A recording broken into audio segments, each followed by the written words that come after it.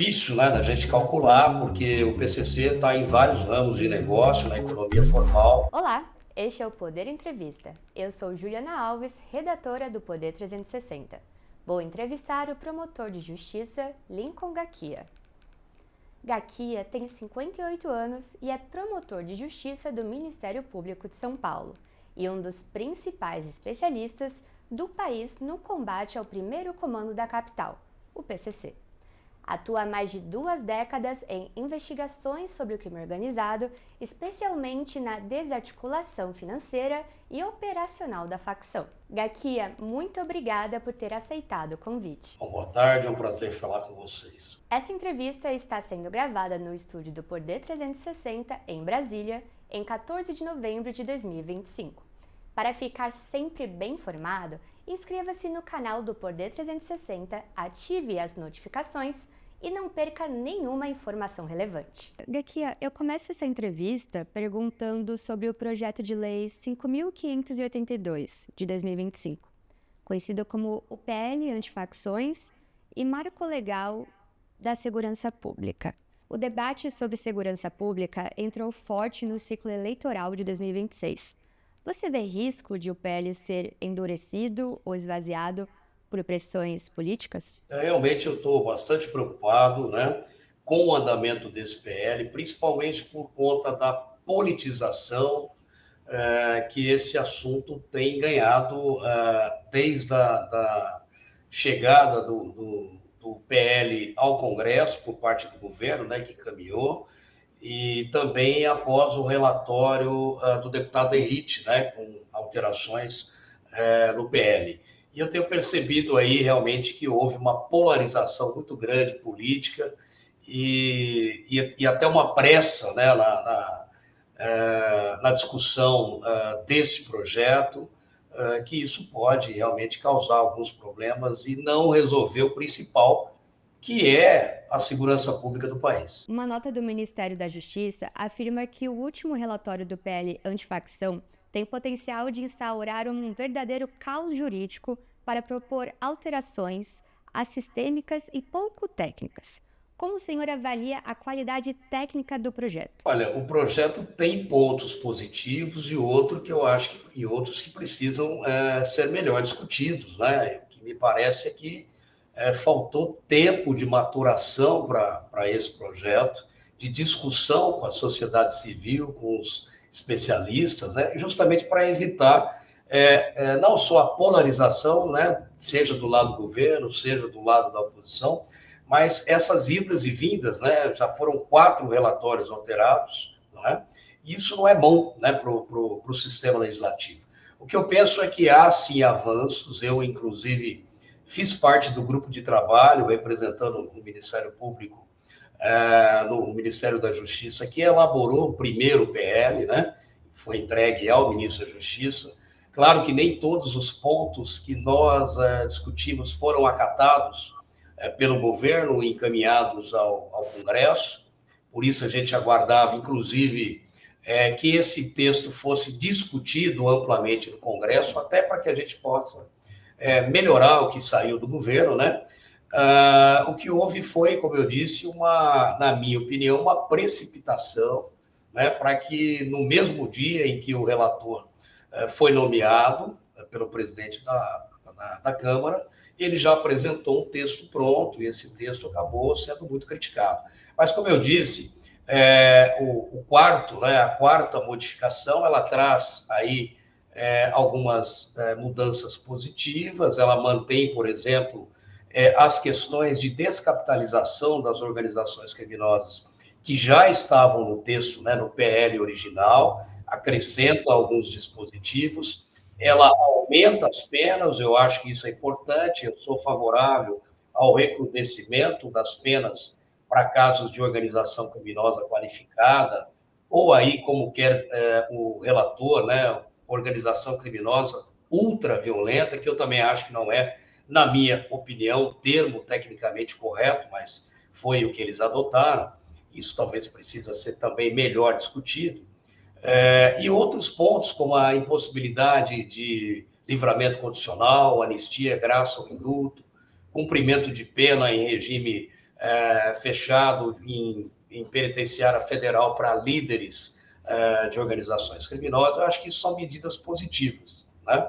Agora, o texto da lei em si, principalmente as condutas e a tipificação que foi dada pelo relator relativo à organização criminosa ultraviolenta, eu acho que precisa de alguns ajustes, mas isso pode ser feito aí pelo próprio Congresso. O que eu aguardo é que haja uma ampla discussão sobre o tema, né? Acho que isso que é importante. Hoje, a legislação só permite o confisco de bens após uma sentença criminal condenatória.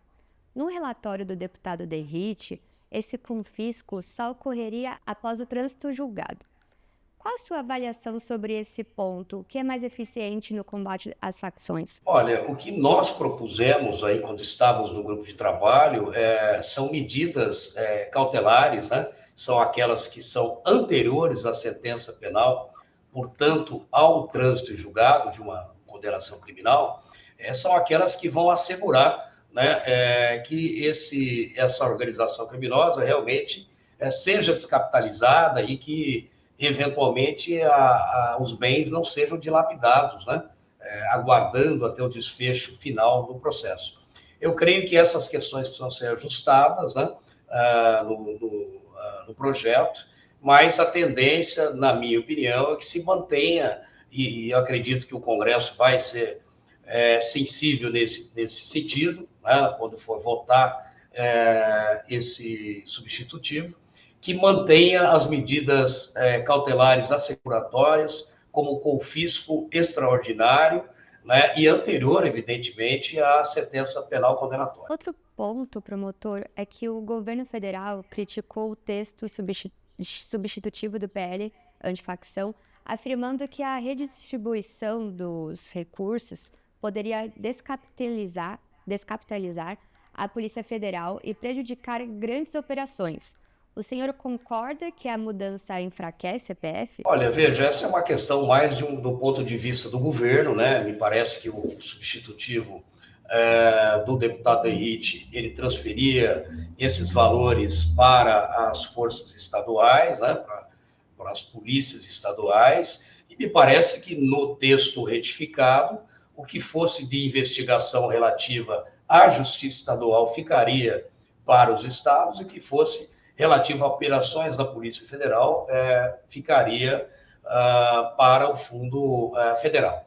Então, eu acho que isso é uma questão, me parece até, de disputa política, que precisa ser discutido e precisa ser decidido no foro adequado aí, que é no Congresso Nacional. Alguns deputados insistem em enquadrar integrantes de facções como terroristas. Essa estratégia é eficaz ou cria riscos adicionais para o sistema de justiça? Olha, sobre essa questão também eu acho que houve uma politização muito grande do tema, né? Nós temos que entender que não é também a alteração da legislação, como se quer agora, de afogadilho, né?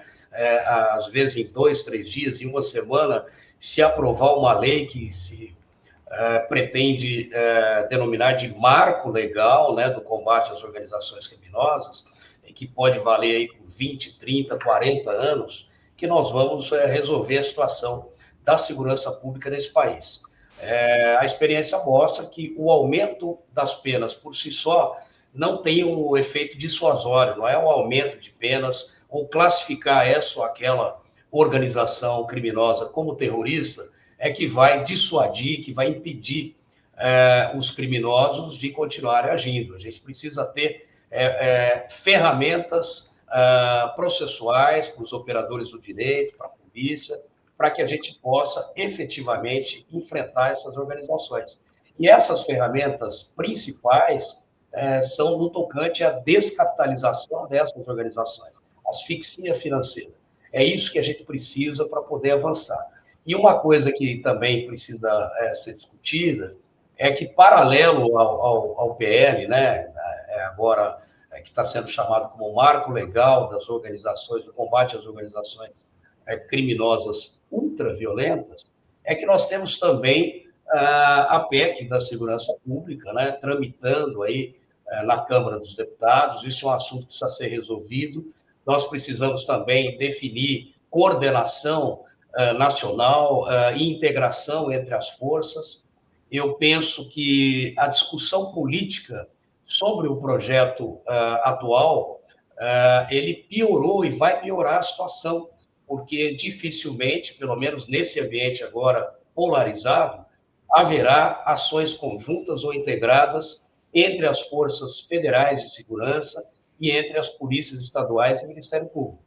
Eu, inclusive, tenho defendido, já desde o início do projeto, no seu nascedouro, no Ministério da Justiça, que fosse criada uma autoridade nacional antimáfia, uma agência nacional antimáfia.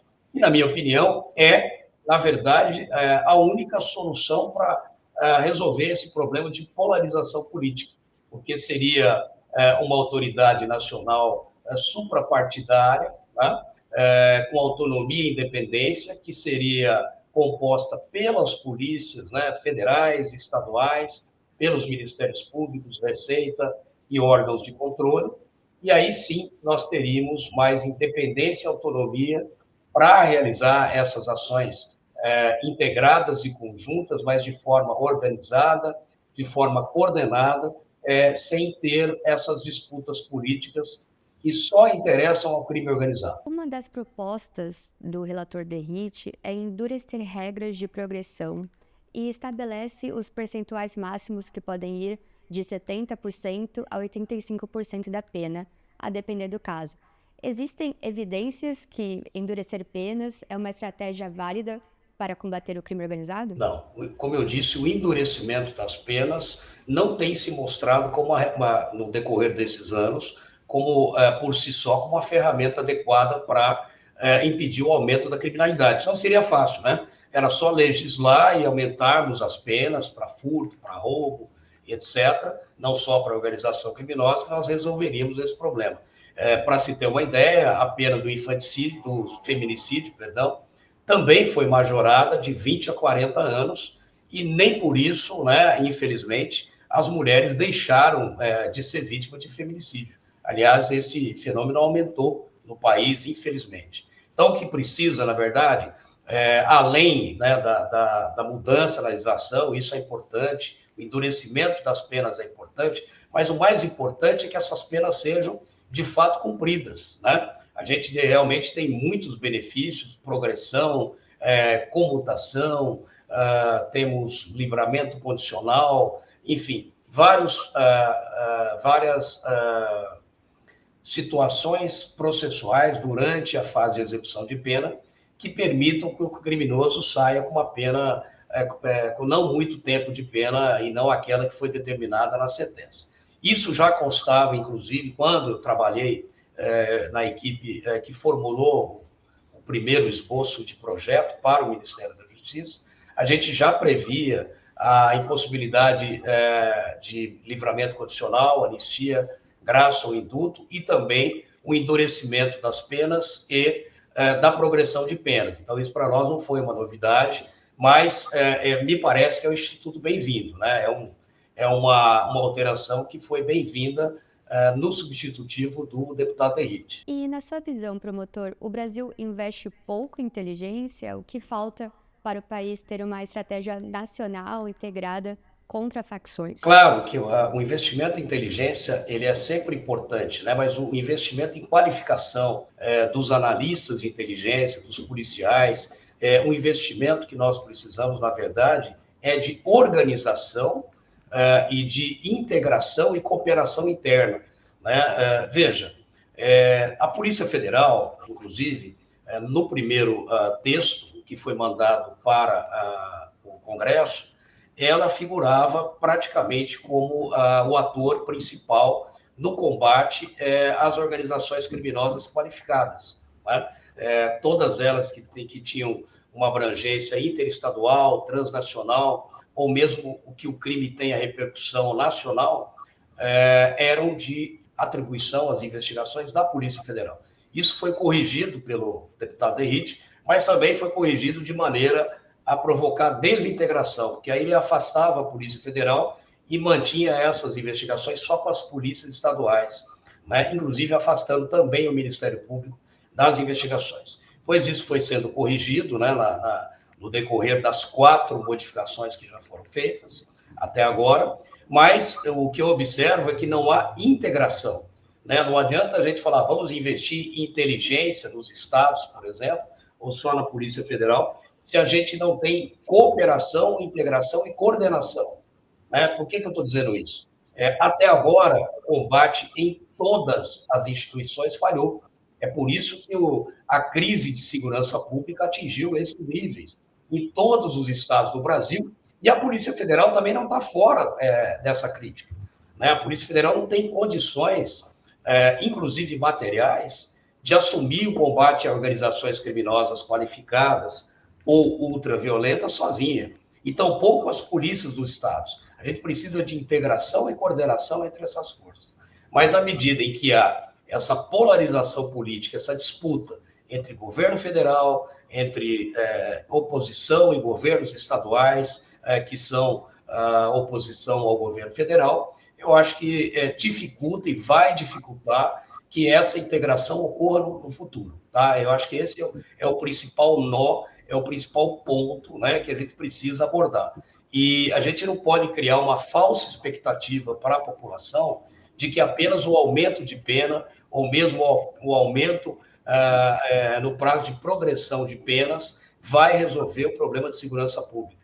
Nós vamos superlotar os presídios e nós vamos continuar com o problema na ponta. Ou seja, mais de 40 milhões de brasileiros convivendo aí sob domínio de organizações criminosas. Certo. Promotor, agora em relação ao PCC, qual é o tamanho estimado da economia do PCC hoje? Olha, é difícil, né, da gente calcular, porque o PCC está em vários ramos de negócio, na economia formal, com o tráfico internacional de entorpecentes, né, para a Europa, de cocaína. A gente estima que o PCC fatura em torno de 2 bilhões de dólares, né, por ano. Agora, ele está presente, né, através de seus integrantes, aí não é o PCC como organização, mas são líderes do PCC, integrantes importantes do PCC, estão espalhados aí por lavagem de dinheiro na economia formal, né? A gente viu a Operação Carbono Oculto, a participação de integrantes do PCC na rede de postos de combustíveis, nós tivemos a Operação Fim de Linha, que mostrou a participação de integrantes do PCC em licitações e na direção de empresas de ônibus que prestam o serviço de transporte na capital de São Paulo. Enfim, não dá para se apurar hoje. E as estimativas que a gente vê aí nos estudos são pouco confiáveis, porque também acabam atribuindo toda a sonegação ou mesmo todo o prejuízo que é dado pelo crime organizado ao PCC ou ao Comando Vermelho. Isso também não é correto. Então, a gente não tem essa avaliação. Sem mexer no sistema prisional, é impossível derrotar o PCC? O Brasil fracassou em controlar os presídios? Olha, tanto o PCC como o Comando Vermelho e outras organizações criminosas que nós temos no Brasil, salvo as milícias, elas são de origem prisional, né? O país fracassou, com certeza. O PCC tem mais de 3 décadas, né? Ele não nasceu do dia para a noite e ele também não nasceu em todos os estados do país e mais em 28 países. Ele nasceu aqui no interior de São Paulo, através de uma pequena facção. Deixando bem claro que a facção é isso, né? É aquela organização de presos de origem prisional, pequena, que atuava em determinada região. Depois eles sofisticaram, se tornaram uma organização criminosa, já com atuação interestadual em vários estados do país, né? E hoje ganharam o mundo, né? Mais de 28 países, e eu já classifico como uma organização mafiosa. O problema não está só no sistema prisional. Então, é um erro dizer que a gente tem que controlar o sistema prisional. As ordens não saem mais do sistema prisional. Esses criminosos, muitos deles já estão em liberdade. Essas organizações, como o PCC, por exemplo, elas já funcionam, mesmo que a liderança estiver isolada, como é o caso, né? Eu mandei para o Sistema Penitenciário Federal em 2019, não só o Marcola, mas mais 22 líderes do PCC. O PCC continuou existindo e crescendo, porque ele já tem uma estrutura empresarial toda formada e ele é capaz de subsistir mesmo sem o acompanhamento diário dessa liderança. O mesmo acontece com o Comando Vermelho. Então, não dá para a gente atribuir todas essas mazelas ao sistema prisional. O sistema prisional falhou, mas falhou há décadas atrás. Claro, continua falhando, né, porque não presta uma ressocialização ao preso, pelo menos aquele que entra, que é primário e entra aí no sistema e acaba sendo cooptado a participar dessas organizações criminosas. O senhor já foi alvo de ameaças do PCC. Como esse histórico revela a capacidade real da facção de atingir agentes públicos? Eu sempre disse que eu nunca fui ameaçado pelo PCC ou por integrantes do PCC. O que teve até agora foram planos para me matar, para me executar, que foram detectados, seja pela polícia, seja aqui pelo nosso sistema de inteligência, que a gente conseguiu, aprendeu cartas com planejamento, com ordens, etc. Porque a ameaça é aquela que é dirigida a mim, eu não tive nenhuma até agora.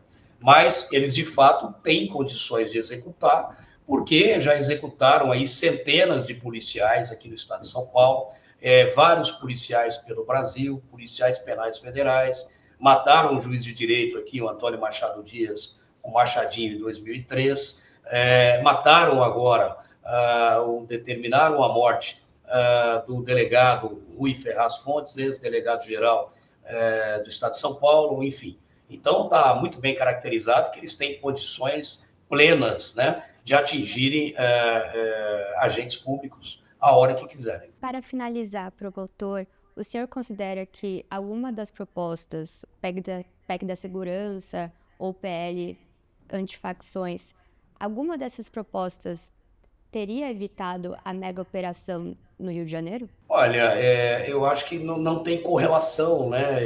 Eu acho até que foi uma politização do tema. Tanto o governo ter mandado o seu projeto logo depois da mega operação, como também da oposição está justificando a situação do Rio de Janeiro com relação às modificações que vão ser feitas nesse projeto. Veja, a situação de calamidade pública em relação à segurança desse país, ela já vem há mais de uma década, né? E hoje, infelizmente, a segurança pública é a preocupação número 1 dos brasileiros.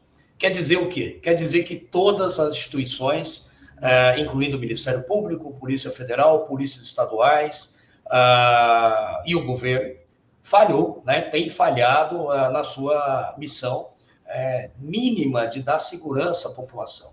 Então, não é por conta da operação no Rio de Janeiro que a gente pode olhar por dois prismas. Para uns, ela foi uma operação de sucesso, para outros, foi uma operação que não teve a eficácia que ela prometia, né, até pelo número de mortos e por ter também apresentado a morte, infelizmente, 4 policiais durante essa operação. A gente tem que deixar bem claro, né, e subtrair, né, do assunto segurança pública episódios ocasionais. Tá? A operação do Rio de Janeiro foi mais uma de centenas que já foram realizadas até agora, infelizmente sem êxito.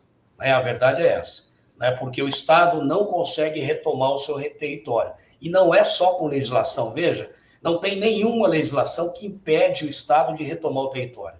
Né? Se nós tivéssemos, olha, precisa de uma lei para permitir que o Estado retome o território. Isso aí é uma informação errada que está sendo passada à população. Nós não temos nenhuma vedação de que nenhum Estado esteja impedido de atuar e retomar o seu território. O que falta é política pública de Estado na área de segurança pública. O que a gente vê são ações de governo, né, que iniciam, depois o governo passa, outros vêm, modificam, e nada é resolvido. Né? Então, a gente tem que ter isso bem claro, porque é óbvio que nós precisamos endurecimento das leis, nós precisamos melhorar, né, as ferramentas para que a gente possa asfixiar financeiramente essas organizações, mas também nós não podemos deixar de atribuir ao Estado e às instituições a responsabilidade pelo que a população passa na ponta. Não dá para um poder jogar essa responsabilidade. Olha, a gente não consegue agir por causa do judiciário, não conseguimos agir porque falta isso ou falta aquilo. Na verdade, como eu disse, falta vontade política, né, e faltam, de fato, ações de Estado para que possa ser retomado esse território que, infelizmente, em muitos estados do país, já de há muito é ocupado pelo crime organizado. Promotor, muito obrigada. Chega ao final esta edição do Poder Entrevista. Em nome do jornal digital Poder 360, eu agradeço ao Lincoln Gakia por ter aceitado o nosso convite. Eu que agradeço, uma boa tarde a todos. Agradeço também a todos os web espectadores que assistem a esse programa. Essa entrevista está sendo gravada no estúdio do Poder 360, em Brasília, em 14 de novembro de 2025. Para ficar sempre bem informado, inscreva-se no canal do Poder 360, ative as notificações e não perca nenhuma informação relevante.